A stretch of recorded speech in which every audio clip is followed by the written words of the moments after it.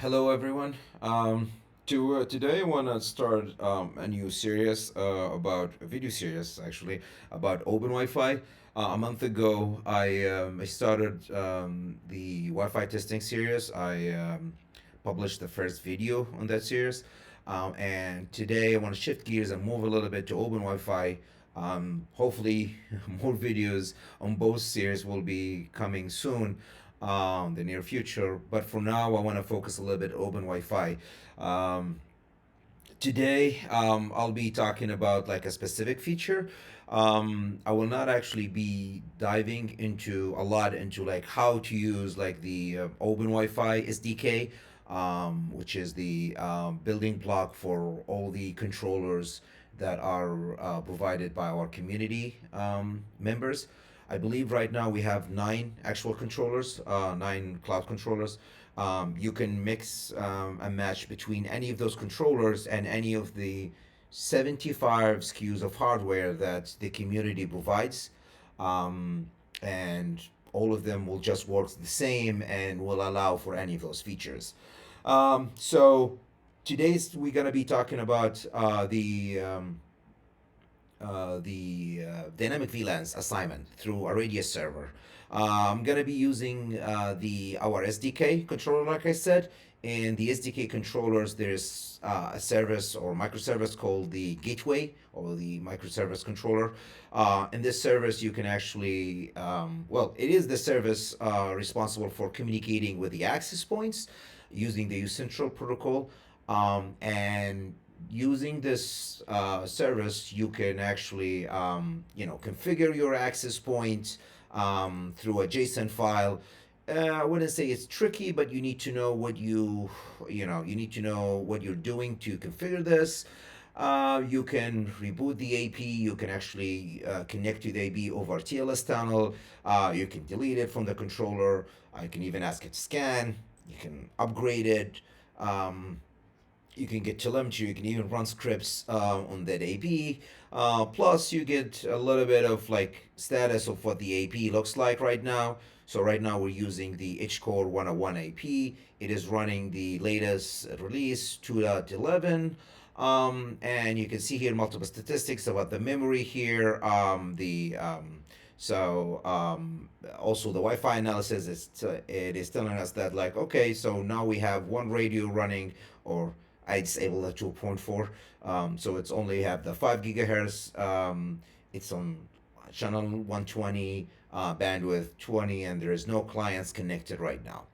Uh, Also, the SDK provides another interesting microservice, which is called the provisioning.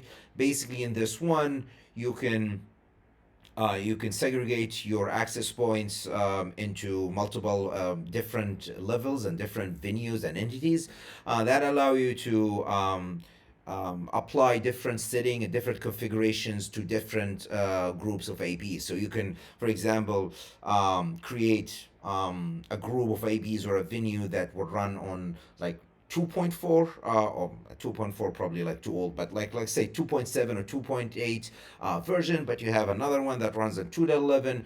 You can create um, configuration profiles that you would apply to specific numbers of APs, venues. You can ask the APs to inherit their parent or the entity or the parent of the entity configuration or the RRM setting. So yeah, so it allow you to do multiple tasks that helps you organize your network, right?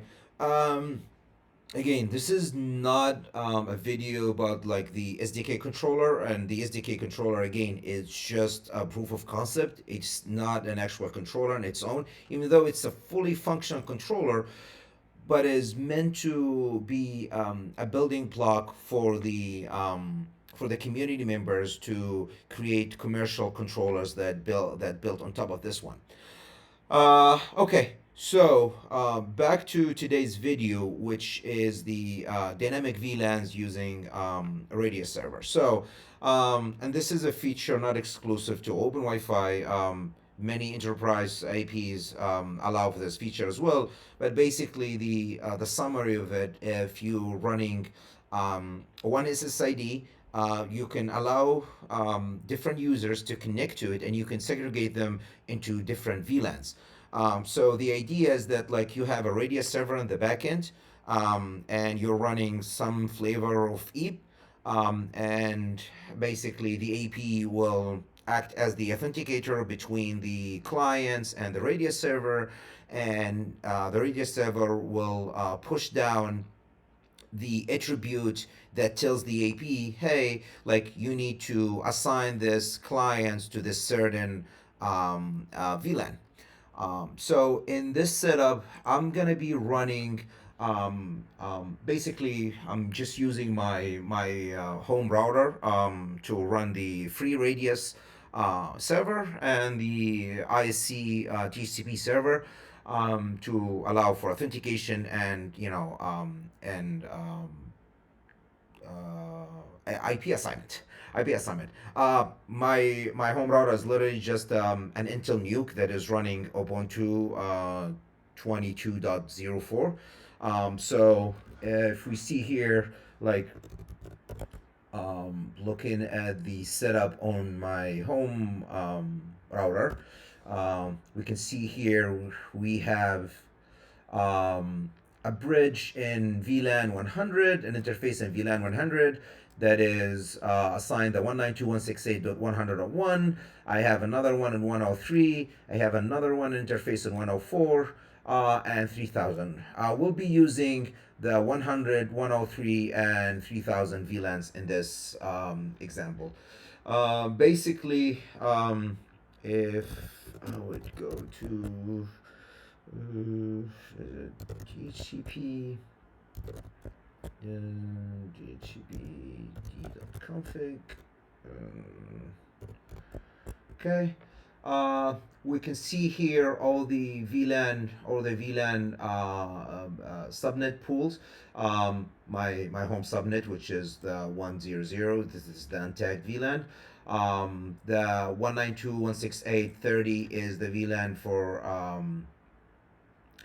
3000, and the 100 is for the VLAN 100, and we have the 200. I'm not using that right now. 103, I'm going to be using that, so it's going to be assigned an IP address in 103, and yeah, that's pretty much it. So we're going to be using three of them, which is the 100, 103, and 3000. Okay, so if I would go to the configuration file for the FreeRadius, before that, I mean, to install FreeRadius on Ubuntu, all you need to do is like install FreeRadius. Of course, I'm not gonna run it right now because I have it already installed. But to go into the configuration folder, FreeRadius 3.0, and then we're gonna look. Let me actually move into the folder itself. Okay, and then yeah. So first thing we want to do on the Radius server. First, in this video, we're gonna configure the Radius server before we look at the AP. So the first thing we want to do is the enabling the EAP modes, and we're gonna go to modes, enabled, and I'm gonna do. I'm sure I'm gonna get some heat from using Nano instead of Vim, but it's actually more convenient, even though I still love Vim or V. Okay, so EAP here in my example, I just changed the default. So this is going to be a very minimum configuration file. Very few changes. I only moved the default to TTLS because I don't want to deal with TLS and creating a certificate for the clients. So we're going to be using a username and password to authenticate those clients. So all I did is change the default EAP into TTLS. Also enabled the I think the tunnel something. I forgot right now, but I have to look it up. There was another small change here. The other thing that we want to do is actually create the client. So the client is the authenticator that communicate back to the AP to the sorry radius server, which is the AP, of course, and facilitate the authentication between the wireless client and the radius server, right? So nano the client config, and this is our AP right here. So the client, what we're looking at right now is this is OpenWiFi uses the MAC address as equivalent to the serial number of the AP. So the MAC address for the AP is what identifies the access point. So we're defining a excuse me, a client here with this MAC address. Secret is secret. It's just my home network, so you can put more of a sophisticated, complex password between the radius server and the AP. But I'm just using secret here. This is the IP address for the AP. The that's gonna be running the radius server. Running the SSID. The last thing we need to do here is the users. We're gonna create the users who's gonna authenticate. And I've created 3 users here, or actually 4. You can ignore the first one, which is just gonna go straight to the untagged VLAN. So we're not really gonna use that. So I created 3 users here, which user one that has the password 128. The tunnel type, this identifies what type of tunneling we're going to be using, and 13 means that's going to be over VLAN. The medium type, this is for all 802 technologies, including LAN and Wi-Fi. So all of this information is you can find those on the Radius RFC. Basically, all of those attributes defined there. What do they mean? The tunnel private group ID. This is what the VLAN ID actually. So we have VLAN 100, we have VLAN 103, and we have VLAN 3000. So user 1 is associated with 100, and user 2 is associated with 103. User 3 is associated with VLAN 3000. Okay. Uh, I'm actually gonna start the genre control on I can find it. Yes, on the ICPD server. So in that way we can actually get a notification. We can get log messages whenever a client requests a new DHCP IP. Okay, here I'm actually running the let me stop this. Okay, so I'm running FreeRadius in the test mode. So that way we can actually look at the all the I wouldn't say it's a test mode. Well, it's not a server, at least it's not in a daemon mode, so you can actually look at all the authentication requests coming in, or the requests coming in, the replies, and the how much time did each one of them. So I'm gonna start the radius server, and it's now listening on 102 102 1812 and 1813 for authentication and accounting. Here I just have my I'm gonna be demonstrating this using the Wi-Fi on my MacBook here. So I'm just gonna show you what IP address I have on my wireless interface, which is the EN0 interface. So right now it's just connected to my Wi-Fi 6 CIG AP, which is my home network that I use. I'm gonna move into the lab network, which is running the WB2 Enterprise on the Edge Core 101.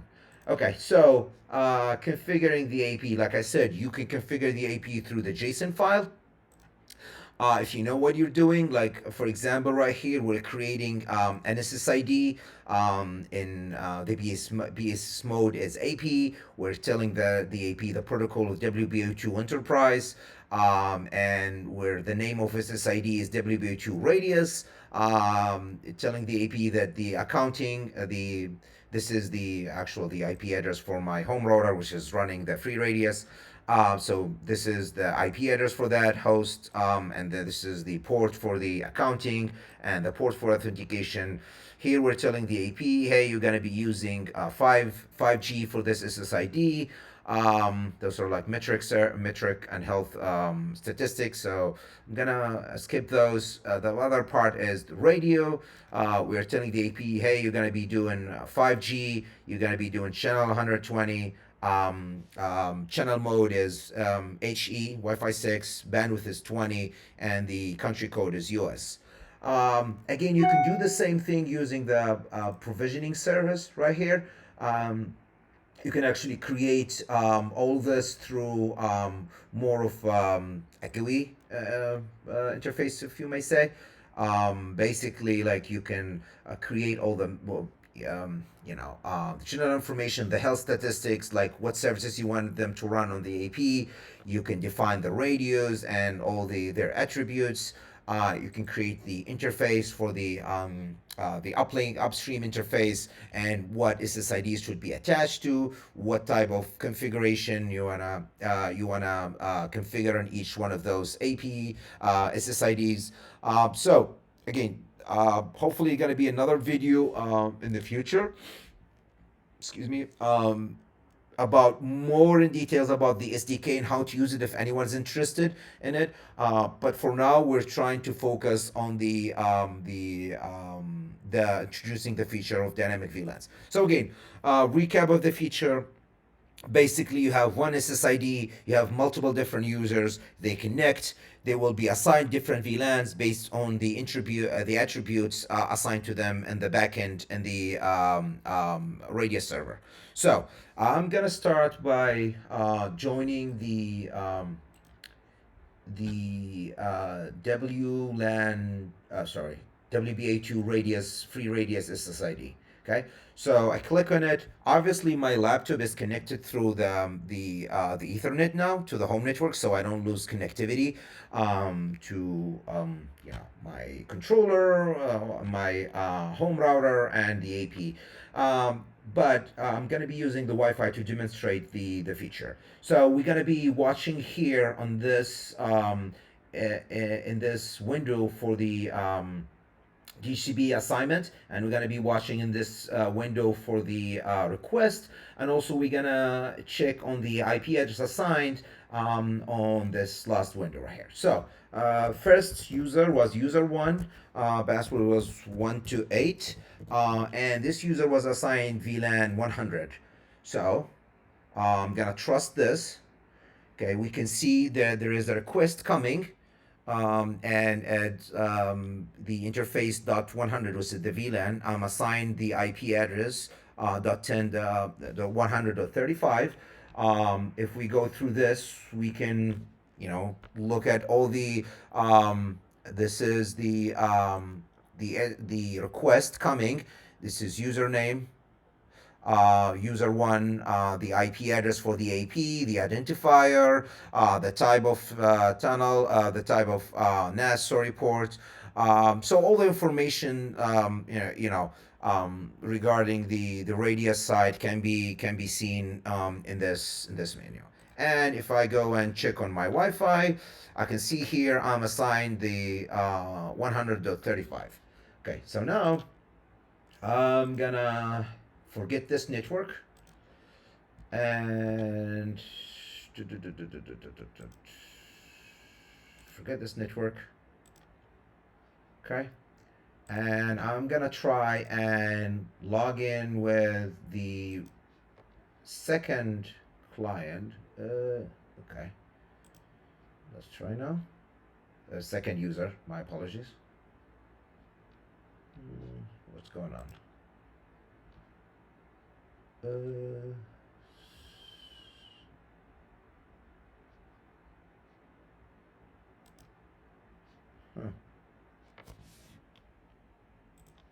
I jumped too fast.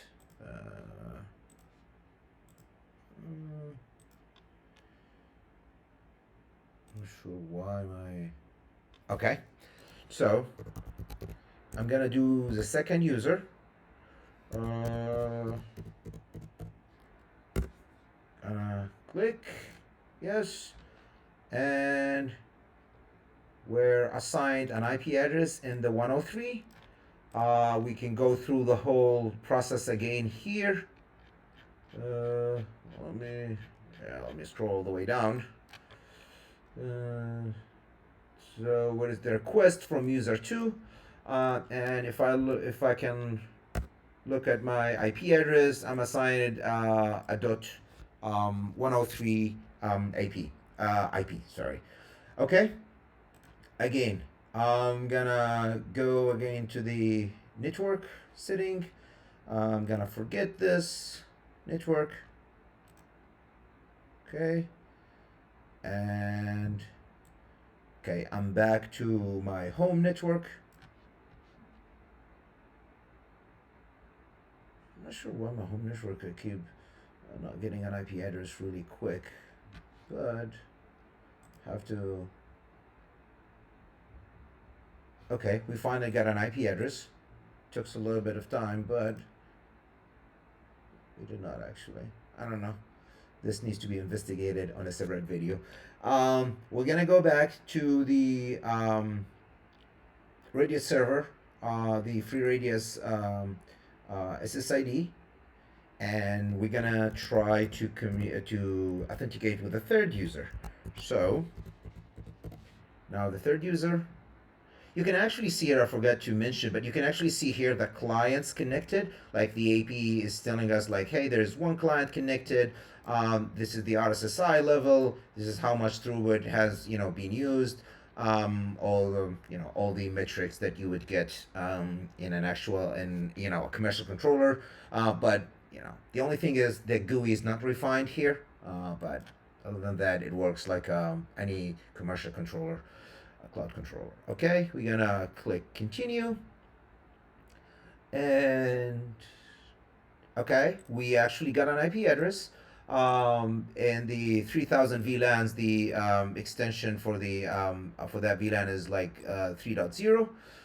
If I would scroll down here, I don't want to pull this. If I can scroll down here, can actually see the request coming from user 3. And if I would look into my Wi-Fi interface here, I can see the IP address is .3.37.